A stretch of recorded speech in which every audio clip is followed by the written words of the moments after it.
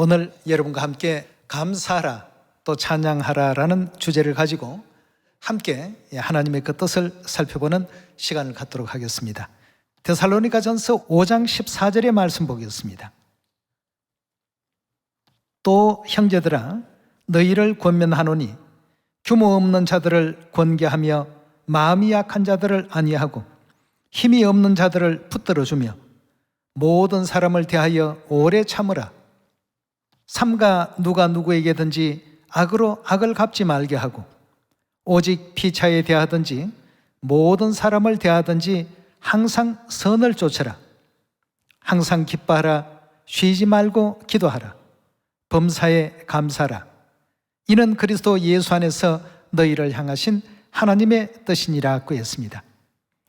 그렇다면 우리는 모든 그 삶 속에서 감사의 요소를 항상 찾아낼 줄 아는 우리가 되어야 되겠습니다. 감사의 어떤 생활을 항상 하라고 이렇게 말씀을 주시는데도 때로는 우리가 이런 어떤 하나님의 가르침을 잠시 잠깐 잊어버리고 자신의 어떤 기분이나 성정을 따라서 감사보다는 원망이나 불평이나 또 아니면 남에 대한 뒷담화나 이런 등등의 어떤 그 내용을 통해서 하나님의 그 거룩하신 뜻에 가까이 나아가지 못하는 이런 어리석음을 범할 때가 많습니다. 우리에게 주어진 모든 상황들, 주위의 여건들은 알고 보면 다 감사할 요소가 분명히 있습니다. 일간지 신문 기자가 총회를 방문해서 여러 가지 이제 그 인터뷰를 하는 과정에서 이 코로나에 대해서 어떻게 생각하느냐는 질문을 했습니다. 물론 코로나라는 이 자체가 많은 사람의 인명을 빼앗아가는 어떤 질병으로서는 굉장히 참 안타깝기 그지없는 그런 일이긴 합니다. 그러나 이 속에서 우리가 또 찾아볼 수 있는 어떤 감사의 부분은 없을까? 감사의 부분을 찾아보니까 여러 가지 많은 어떤 요소가 또 숨어 있다는 것을 발견했습니다. 만약 코로나라는 이 사태가 없었다면 여러분 온라인 예배라는 걸 전 성도가 경험해 볼 수 있는 기회가 있었겠습니까? 이번 한 12개월 정도의 어떤 기간이 흐르면서 많은 식구들이 이제 우리 교회 홈페이지를 찾고 또 교회의 어떤 영상을 찾고 또 그걸 통해서 거리가 먼 곳에 있는 사람들에게는 이것이라도 그동안 또 만날 때까지는 좀 보고 있으라고 또 전해줄 수도 있고 이러다 보니까 자연스럽게 온라인을 통한 전도와 예배와 교육과 이런 것이 굉장히 활성이 되었습니다. 그전에는 온라인이라는 어떤 매체를 통해서 우리 복음을 언젠가는 전해야 된다는 생각들은 누구나 다 하고 있었습니다. 그러나 상황이 이렇게 오고 보니까 우리가 그동안 발견 못했던 많은 복음의 어떤 컨텐츠들 이런 것도 이제 많이 또 찾게 되었고 또 그런 걸 통해서 실제 식구들이 또 지인들이나 친구들이나 가족들이나 이런 사람들에게 우리 교회의 어떤 그 설교 내용이나 이런 걸 전부 온라인으로 보내주기도 하면서 은혜로운 온라인 전도의 그 결실을 많이 또 맺고 있다는 이런 소식도 듣고 있습니다. 또 회의를 하더라도 예전에는 한정된 공간 안에 올 수 있는 사람들만 참여했던 걸 이제는 전 세계가 접속할 수 있는 식구들이라면 누구나가 접속해서 전에는 거리가 멀어서 못 왔던 식구들도 이제는 거리 상관없이 다 접속해서 직접 교회의 어떤 여러 가지 행사들도 같이 동참하는 이런 그 내용이 있고 보니까 정말 하나님 안에는 절대 어떤 내용이든 원망과 불평보다는 그 속에서 오히려 감사의 길을 찾아야 되겠구나 하는 이런 생각을 많이 하게 됩니다. 하나님께서는 마침내는 우리에게 복을 주시려는 목적을 가지고 계시지 않습니까? 살아있는 물고기는 항상 물을 거슬러 올라갑니다.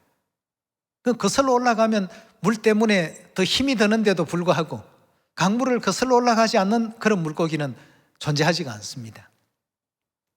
이런 어떤 내용을 통해서 우리가 바라보게 된다면 하나님께서 우리의 어떤 삶 속에 조금씩의 어떤 그 역경과 어려움, 어떤 상황들은 만들어 놓습니다만 우리가 미처 생각지 못했던 그런 부분들, 그동안의 신경을 10%밖에 못 썼다면 문제가 생김으로 말미암아 70%, 80%, 100%그 신경을 쓰면서 하나님의 그 진정한 뜻을 더 가까이 발견할 수 있는 이런 요소가 참으로 많았다는 것을 생각할 때 우리 주위에 있는 모든 내용을 통해서 저런 사람을 왜 내 곁에 두셨을까?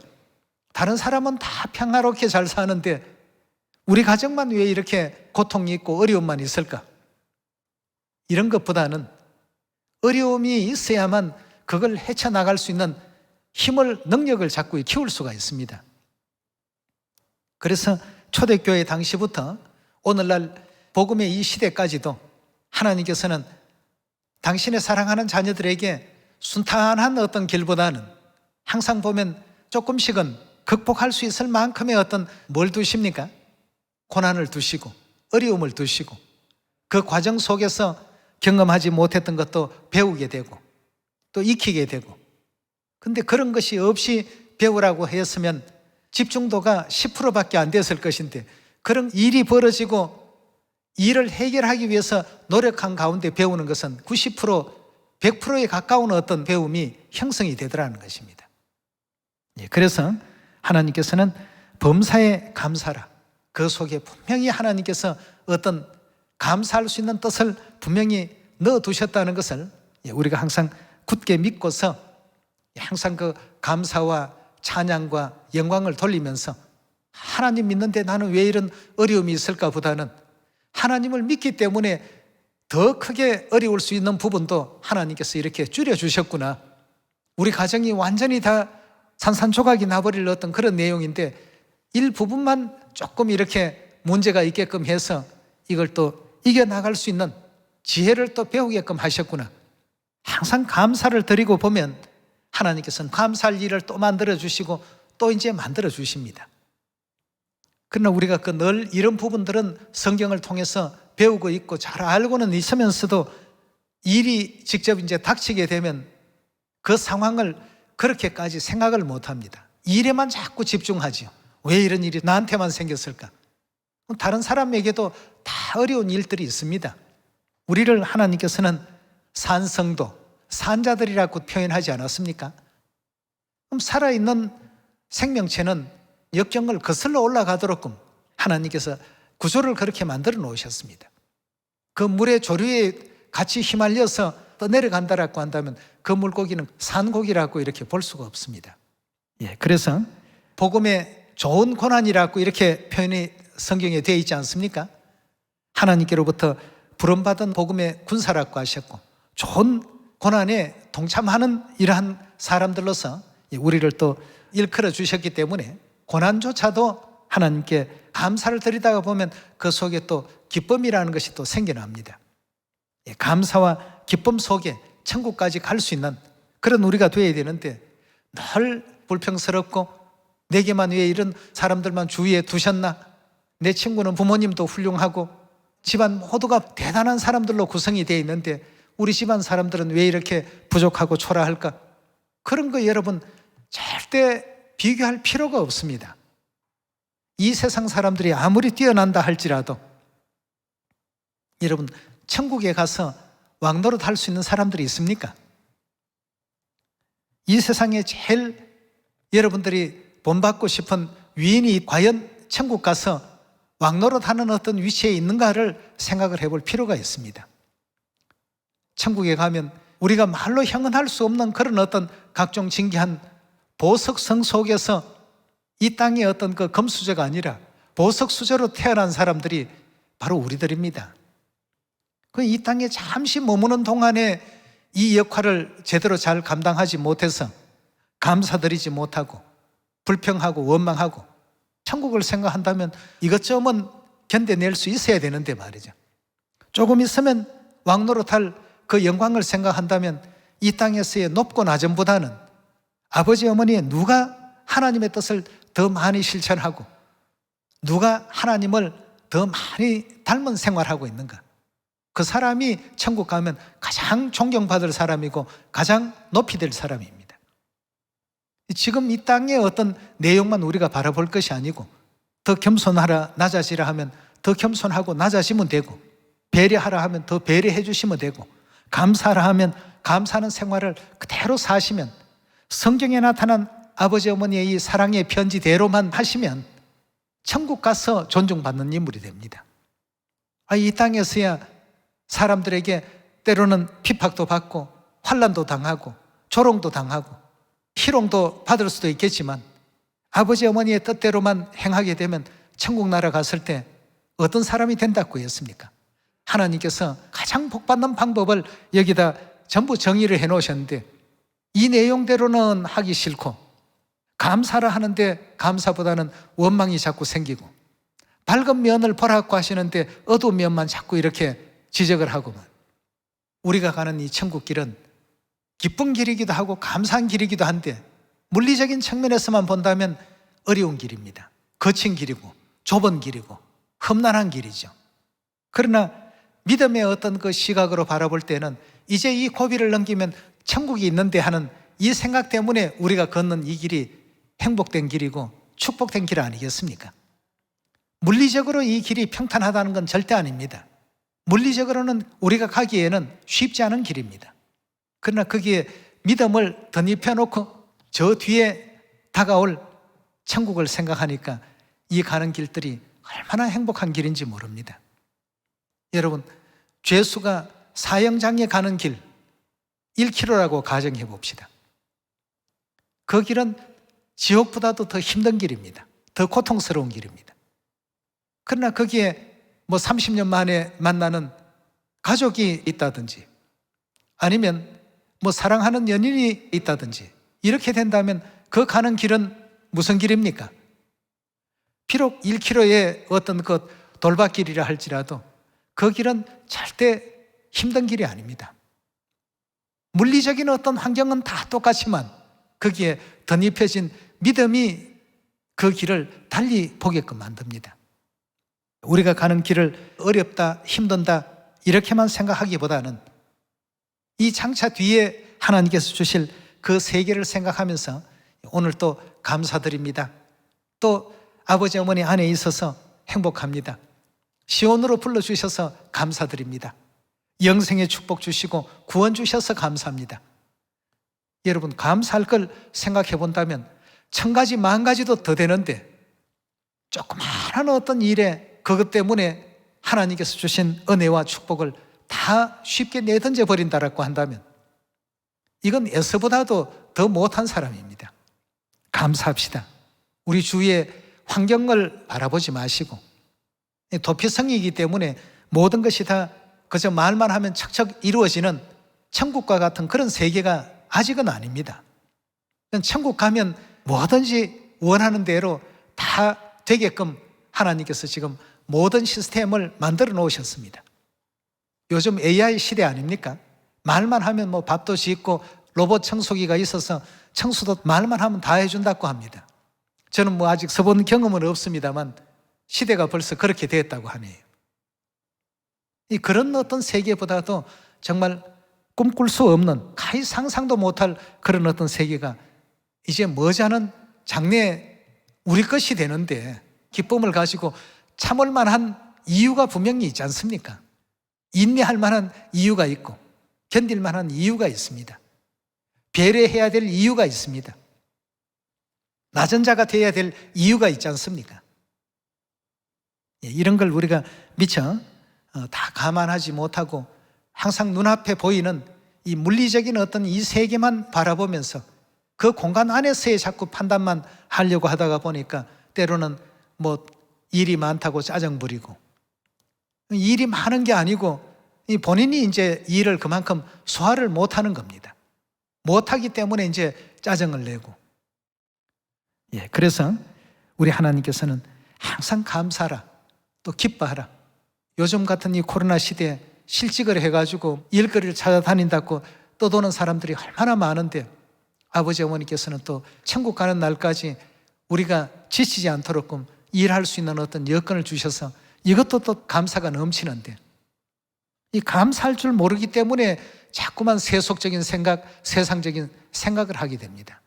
외부의 환경이 아무리 달라지더라도 천국은 변함이 없습니다. 천국은 언제나 그 자리에 있습니다. 그 천국을 바라보면서 나아갈 줄 아는 여러분과 제가 꼭 되셔야 되지 않겠습니까? 히브리서 9장 27절의 말씀 보겠습니다. 한 번 죽는 것은 사람에게 정하신 것이요 그 후에는 심판이 있으리니 이와 같이 그리스도도 많은 사람의 죄를 담당하시려고 단번에 들이신 바 되셨고 구원에 이르게 하기 위하여 죄와 상관없이 자기를 바라는 자들에게 두 번째 나타나시리라 하고 했습니다. 두 번째 이 땅에 육체를 입고 오신다는 이 내용을 통해서 한 가지 우리가 생각해보고 짚어봐야 될 부분이 있습니다. 여러분, 트라우마라는 용어 아시죠?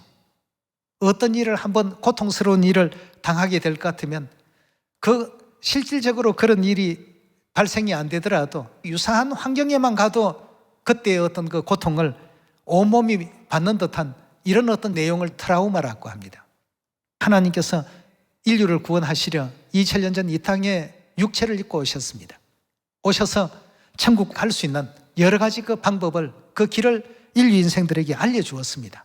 죄인들은 그 길을 스스로는 알 수 없기 때문에 천국 사람이 되게 하기 위한 여러 가지 어떤 그 방안과 방법들을 설명을 해 주셨는데 이 땅에 있던 유대인들은 육체를 입고 오신 그 하나님에 대해서 자신들의 어떤 그동안에 배웠던 상식과 맞지 않다라고 해서 가시면류관을 세우고 창으로 또 옆구리를 찌르면서 이 십자가의 그 고통을 안겨드렸습니다.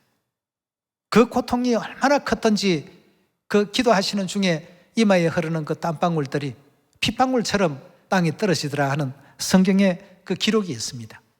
그만큼 그 고통스러운 상황을 이제 생각했기 때문이죠. 생각만이 아니고 실제로 그렇게 십자가에 못 박히시고 조롱받으시고 뺨으로 침을 당하기도 하시고 또 속옷을 제비 뽑아서 이 사람 저 사람이 갈아입히기도 하고 말이에요. 아버지께서 이런 어떤 수치와 모든 인간이 느낄 수 있는 최고의 모욕적인 환경과 최고의 그 온갖 것 쓰라린 아픔을 다 겪으셨습니다. 그런 트라우마가 있는 곳에 또다시 오신다. 골목길을 가다가 강도를 만난 사람이 있다면 밤길을 가거나 낮길을 가거나 그 골목길 가고 싶습니까? 근데 우리 하나님께서 그런 트라우마를 안고서 또다시 오셨어요. 무엇 때문에 또다시 오셨을까요? 황금을 얻기 위해서입니까? 하나님께 트라우마가 생길 만큼 그런 어떤 혹독하고 가혹한 어떤 행위를 저지른 그 행성은 온 우주 천체 안에 이 지구가 유일합니다. 그런 곳에 왜 또 오시고 싶겠습니까?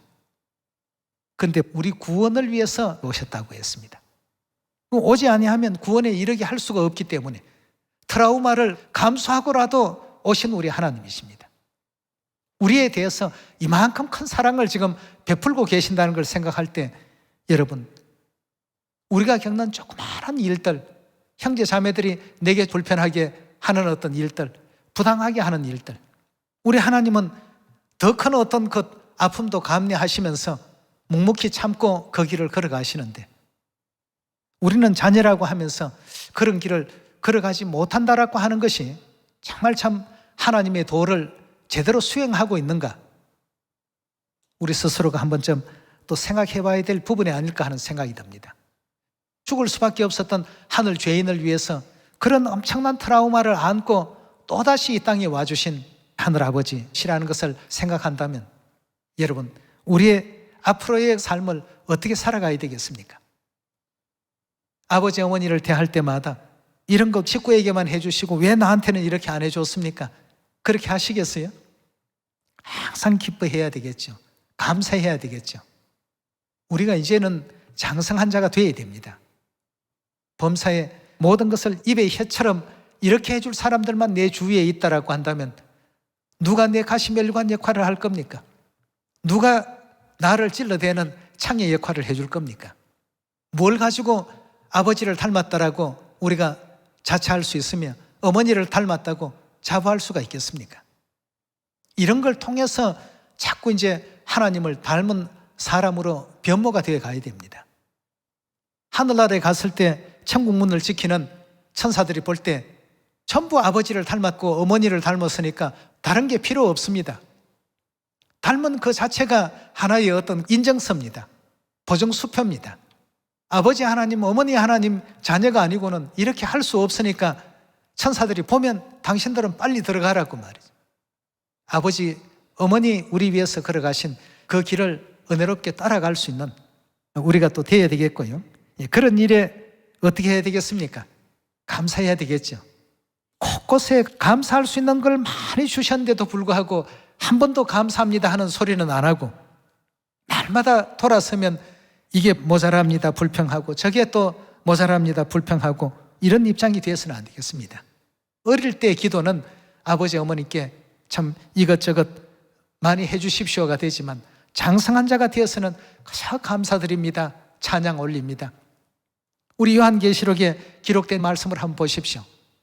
천국에 있는 천사들과 그 24장로들이나 이런 사람들이 뭘 하고 있습니까? 날마다 거룩하십니다. 찬양 외에는 드릴 게 없습니다.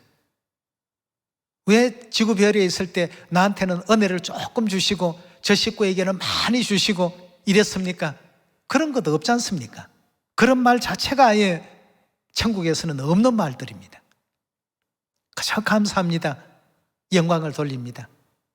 돌이켜보니까 그 엄청난 죽음의 그 트라우마를 이 지구별에 살고 있는 이 죄인들 때문에 겪어오신 우리 하나님이신데 천국에 온 것만 하더라도 정말 감지덕지한 일인데 무슨 여기에 불평이 있고 원망이 있을 수가 있겠냐 이겁니다. 범사에 감사하고 항상 하나님께 찬양을 돌리고 뭐 코로나 아니라 이보다 더 극심한 어떤 상황이 오더라도 그 속에서 하나님을 잃으면 안 됩니다. 하나님 이 위대한 이 사랑을 우리 가슴 속에 늘 간직할 수 있는 여러분과 제가 꼭 되도록 합시다. 누가복음 5장 21절에도 한번 말씀 보겠습니다. 서기관과 바리새인들이 의논하여 가로되 이 참남한 말을 하는 자가 누구뇨? 오직 하나님 외에 누가 능히 죄를 사하겠느냐? 예수께서 그 의논을 아시고 대답하여 가라사대 너희 마음에 무슨 의논을 하느냐? 내 죄 사함 받았느니라 하는 말과 일어나 걸어가라 하는 말이 어느 것이 쉽겠느냐?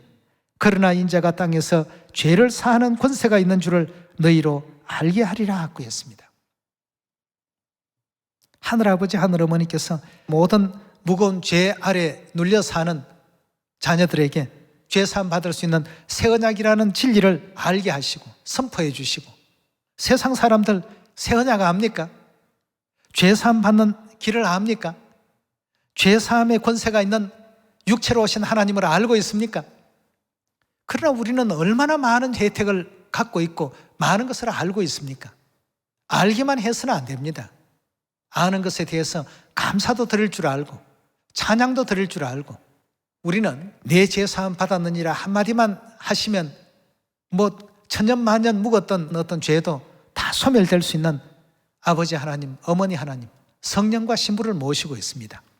얼마나 위대한 하나님을 모시고 있는 사람들인데 그 짜잘한 것에 믿음을 빼앗기고 정신을 훼손당하고 천국에 대한 소망을 잃으면서까지 이 물리적 세계에 갇혀 사는 우리가 되어서는 안 되지 않습니까? 예. 이런 위대하신 하나님이 우리와 같이 계십니다. 6월절도 새 언약을 통해서 내 살을 먹고 내 피를 마시는 자는 죄 사함을 받았다. 영생도 또 얻었다. 우리 자녀들에게 선언도 해주시고 선포도 해주시지 않습니까? 사람들은 경제 수준이 높아질수록 불편한 것을 참지를 못한답니다. 과거에는 방 한 칸에 여러 사람이 사는 것 당연한 걸로 여겼습니다. 물론 그런 생활을 안 하신 분들도 있겠습니다만 근데 지금은 1인 가구가 엄청 늘고 있다고 하지 않습니까? 가족인데도 2명 사는 것도 힘들어합니다. 다 자기 방이 있어야 되고 자기 공간이 있어야 되고 이러다 보니까 서로 간에 조그만 기분 언짢게 하는 일이 생기게 될 것 같으면 문제가 엄청 일어나는 것입니다. 그래서 우리 하나님께서 우리 시온의 자녀들은 외부의 환경이 어떠하든 항상 이 말씀대로만 지키라. 천국은 바로 이 말씀대로 영적 훈련을 잘한 사람들의 것이 될 것이다 말이죠. 그래서 이 말씀에 순종하라는 말씀이 거듭 나오고 있지 않습니까? 현재는 지금 우리가 우리 죄로 말미암아서 물리적인 이 공간 안에 갇혀서 살고 있습니다만, 이제 장차 영원한 천국 고향으로 돌아갈 때는 이 물리적인 세계 속에 답답하게 여겼던 그 부분들이, 그때는 정말 참 우리가 인내하고 오래 참았던 것이 이런 어떤 복 주시려고 아버지께서, 어머니께서 성경의 가르침을 통해서 이런 교훈을 주셨구나. 성경 66권은 천국 가서 잘 살 수 있는 길을 기록을 해 놓으신 겁니다. 그걸 자꾸 연습해야 되겠죠. 그래야 할 수 있는 여러분과 제가 꼭 되도록 합시다.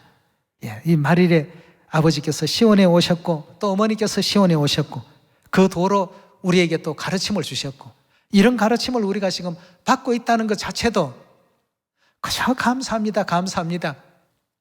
다른 사람들은 이런 어떤 얘기를 들어보고 싶어도 들을 기회가 있습니까?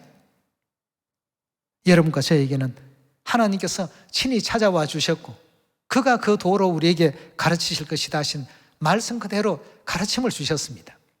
우리도 그 가르침을 배우지 않았더라고 한다면 어머니를 곁에 두고도 어머니인 줄 알지 못한 그런 어떤 어리석은 세월을 살았을 것 아니겠습니까?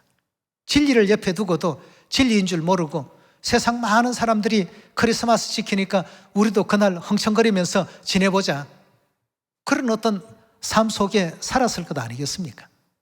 결국 그런 모든 요소 하나하나가 지옥으로 들어갈 수밖에 없는 빨간 경고 카드가 지금 계속 지금 나오고 있는데도 불구하고 세상은 아랑곳하지 않고 그 행위를 반복적으로 계속하고 있습니다. 그러나 우리는 아버지 어머니께로부터 가르침을 받았기 때문에 저건 천국 가는 데 있어서 경고 처분을 받을 수 있는 내용이니까 저렇게는 해서는 안 되겠구나. 하나님께서 일러주신 그 길로 가르침을 받았다는 것, 이것만 해도 우리가 항상 기뻐하고 감사하고 찬양을 드려야 될 충분한 이유가 되고도 넘친다라고 생각이 됩니다. 말일에 이렇게 친히 우리에게 가르침을 주셨고 그런 트라우마의 그 세계 속에 또 뛰어들어 주셨다는 것을 생각해 보면 너무너무 감사합니다. 영광 돌립니다. 그 얘기 외에 어머님 내가 이게 힘듭니다, 저게 아픕니다, 이게 고통스럽습니다, 얘기할 필요가 없는 것입니다. 그냥 범사에 우리 감사합시다. 코로나가 있든 없든 있으면 있어야 될 이유가 있기 때문에 만들어졌고 역사가 그렇게 가는가 보다. 이 속에서도 아버지 어머니께 감사 돌릴 수 있는 그 길을 식구들에게 발견하고 찾아줄 줄 아는 우리가 되어야 되겠습니다. 고린도후서 우리 6장 16절입니다. 하나님의 성전과 우상이 어찌 일치되리요? 우리는 살아계신 하나님의 성전이라. 이와 같이 하나님께서 가라사대 내가 저희 가운데 거하며 두루 행하여 나는 저희 하나님이 되고 저희는 나의 백성이 되리라 하셨나니라. 그러므로 주께서 말씀하시기를 너희는 저희 중에 나와서 따로 있고 부정한 것을 만지지 말라. 내가 너희를 영접하여 너희에게 뭐가 된다고 했습니까? 아버지가 되고 너희는 내게 자녀가 되리라. 전능하신 주의 말씀이라 하셨나니라 하고 했습니다. 하나님이 우리 아버지가 되어주시고 6월절 새언약 살과 피를 넣어주셔서 하늘의 천사들도 다 알아볼 수 있는 자녀가 되게끔 만들어주셨는데 여기에 무슨 원망이 있고 무슨 불평이 있습니까, 여러분? 죽을 수밖에 없었던 하늘 죄인들, 하나님의 보좌보다 자기 보좌를 더 높이려고 하나님 보좌를 넘보았던 아침의 아들 계명성과 같은 그런 교만한 어떤 중심을 가지고 하나님께 죄를 짓고 이 세상으로 쫓겨내려온 우리들이었는데 말이죠. 정말 말 그대로 죽을 수밖에 없는 죄인들입니다. 이런 죄인들에게 너는 내 아들이다, 내 딸이다, 나는 너희 아버지다, 너희 어머니다, 이런 어떤 심정으로 우리에게 다가와 주시고 자녀로 봐주신 아버지 어머니십니다. 이런 은혜가 어디 있습니까, 여러분? 우리는 우리 진리를 회방하거나 반대하는 일만 아니면 말이죠, 모두가 서로 부족합니다. 그 식구만 부족한 게 아니라 나도 부족하고 그 사람도 또 잘하는 부분도 있고 못하는 부분도 많이 있습니다. 서로가 그런 입장이기 때문에 우리는 모자라는 부분 서로 채워주고 메꿔주고 서로 이런 의 좋은 믿음의 형제가 되고 자매가 돼야 안 되겠습니까?